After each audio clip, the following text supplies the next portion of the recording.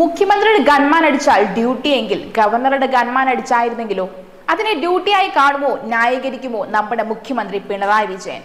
എന്തായാലും ഗവർണറും മുഖ്യമന്ത്രിയും തമ്മിലുള്ള സുരക്ഷാ വാഴ്ചയും വീഴ്ചയുമാണ് കേരളം ഇപ്പോൾ ചർച്ച ചെയ്യുന്നതും സാക്ഷ്യം വഹിച്ചുകൊണ്ടിരിക്കുന്നതും.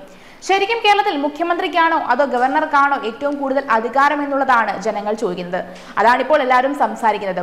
ഗവർണർ പ്രഥമ ഇന്ത്യയുടെ പ്രതിനിധിയും മുഖ്യമന്ത്രി കേരളത്തിന്റെ മുഖ്യ തലവനുമാകുമ്പോൾ മുഖ്യനേക്കാളും സുരക്ഷയും ബഹുമാനവും കൊടുക്കേണ്ടത് ഗവർണർക്കല്ലേ എന്നാണ് ചോദിക്കുന്നത്.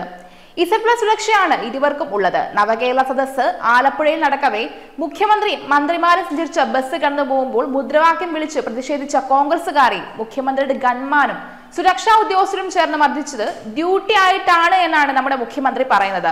മുഖ്യമന്ത്രിയുടെയും ഗവർണറുടെയും ഗൺമാന്റെ സുരക്ഷാ മാനദണ്ഡങ്ങളെല്ലാം ബ്ലൂ ബുക്കിലാണ് സാധാരണ രേഖപ്പെടുത്തിയിട്ടുള്ളത്. അങ്ങനെ നോക്കുകയാണെങ്കിൽ മുഖ്യമന്ത്രിക്കും ഗവർണർക്കും നൽകിയിരിക്കുന്നത് Z+ സുരക്ഷയാണ്. അതനുസരിച്ച് നോക്കുകയാണെങ്കിൽ VIP-യുടെ ജീവന് ഭീഷണി ഉണ്ടായാൽ വാഹന വ്യൂഹം ഏറ്റവും വേഗം സ്ഥലത്ത് നിന്ന് ഓടിച്ചു മാറ്റണമെന്നാണ് സുരക്ഷാ ക്രമീകരണത്തിൽ പറഞ്ഞിരിക്കുന്നത്.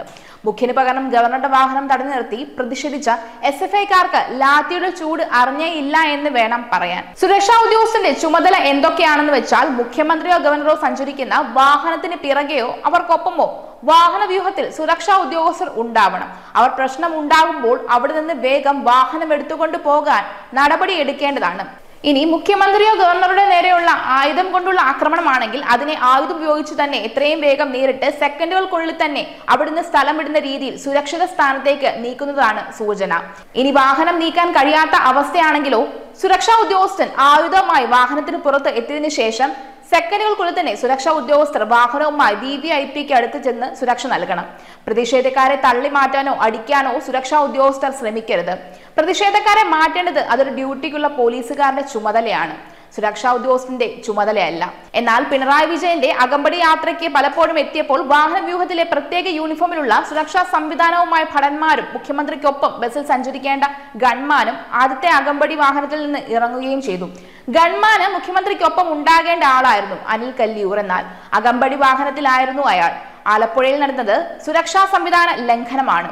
എന്നാൽ മുഖ്യമന്ത്രിക്കൊപ്പം അദ്ദേഹത്തിന്റെ PA മാത്രമായിരുന്നു ഉണ്ടായിരുന്നത്. ഇവിടെ വീഴ്ച വരുത്തിയേക്കുന്ന സുരക്ഷാ ഉദ്യോഗസ്ഥർ തന്നെയാണ്. മുഖ്യമന്ത്രിക്കൊപ്പമാകേണ്ട ആളാണ് മറ്റൊരു വാഹനത്തിൽ കയറിയത്. അത് എങ്ങനെയാണ് എന്നാണ് മനസ്സിലാകാത്തത്. VVIP സുരക്ഷാ ഉദ്യോഗസ്ഥർ ലാത്തി കൊണ്ട് പ്രതിഷേധക്കാരെ പിന്നീട് മർദ്ദിക്കുകയായിരുന്നു.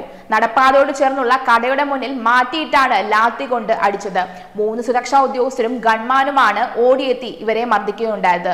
ലാത്തി ചാർജിൽ KSU പ്രവർത്തകരുടെ തലയ്ക്ക് പരിക്കേൽക്കുകയും ചെയ്തു. മുഖ്യമന്ത്രിയുടെ ഗൺമാൻ ചെയ്തത് ന്യായീകരിച്ചാണ് മുഖ്യമന്ത്രി എത്തുകയും ചെയ്തത്, പ്രതികരിക്കുകയും ചെയ്തത്. തന്നെ ജീവൻ രക്ഷിക്കാൻ ചെയ്തതാണെന്നാണ് മുഖ്യമന്ത്രി പറഞ്ഞത്. ഗവർണറെ ആക്രമിക്കാൻ SFI പ്രവർത്തകർ വന്നപ്പോൾ ഈ സുരക്ഷാ ഉദ്യോഗസ്ഥരെയോ ആരെയും കണ്ടില്ല എന്നും ആണ് പറയുന്നത്. അവിടെ ശുദ്ധമായ സുരക്ഷാ വീഴ്ചയാണ് ശരിക്കും ഉണ്ടായത് എന്ന് വേണം പറയാൻ. മുഖ്യമന്ത്രിയുടെ ഇതേ ഗൺമാനെതിരെ ഇടുക്കി നവകേരള സദസ്സിൽ ക്യാമറാമാനെ കൈകാര്യം ചെയ്തതിൽ വിവാദത്തിൽ ഏർപ്പെടുകയും ചെയ്തിരുന്നു. മുഖ്യന് വേണ്ടി കൊല്ലാൻ നിൽക്കുന്ന സുരക്ഷാ ഉദ്യോഗസ്ഥരും ഗൺമാനും, എന്നാൽ ഗവർണറെ ആക്രമിക്കാൻ വെറുതെ നോക്കി നിൽക്കുന്ന സുരക്ഷാ ഉദ്യോഗസ്ഥരുമാണ് മറുവശത്തുള്ളത്. മുഖ്യന് കൊടുക്കുന്ന അതേ Z+ സുരക്ഷ തന്നെയല്ലേ നമ്മുടെ ഗവർണർക്കും കൊടുക്കുന്നത്. ഗവർണറുടെ ഗൺമാൻ ഇതുപോലെ SFI-ക്കാർ അടിച്ചിരുന്നെങ്കിലോ അത് മുഖ്യൻ ഡ്യൂട്ടിയായി കൂട്ടുവോ ആവോ? നമ്മുടെ മുഖ്യന് എന്തുമാകാമെന്നാണല്ലോ, എന്നാൽ ഗവർണർക്ക് ഒന്നുമാകാനും പാടില്ല. എന്തായാലും ഓരോ ദിനവും മുഖ്യനും ഗവർണറും തമ്മിലുള്ള പോര് മുറുകുകയാണ് എന്ന് വേണം പറയാൻ. ഗവർണറെ പരിഹസിച്ചുകൊണ്ട് SFI-യുടെ സംസ്ഥാന സെക്രട്ടറി PM അർഷോ തന്നെ രംഗത്തെത്തുകയും ചെയ്തിരുന്നു. ഗവർണർക്ക് കീലേരി അച്ചുവായി മാറിയെന്നാണ് അർഷോ മാധ്യമങ്ങളോട് പറഞ്ഞത്. ഗവർണറുടെ പ്രകോപനത്തിൽ SFI വീഴില്ല എന്നും അർഷോ വ്യക്തമാക്കുകയും ചെയ്തിരുന്നു. പ്രതിഷേധിക്കാൻ കാറിനെടുത്തെത്തിയാൽ ഇനിയും കാർ നിർത്തി പുറത്തിറങ്ങുമെന്നാണ് ഗവർണർ പറഞ്ഞിരിക്കുന്നത്.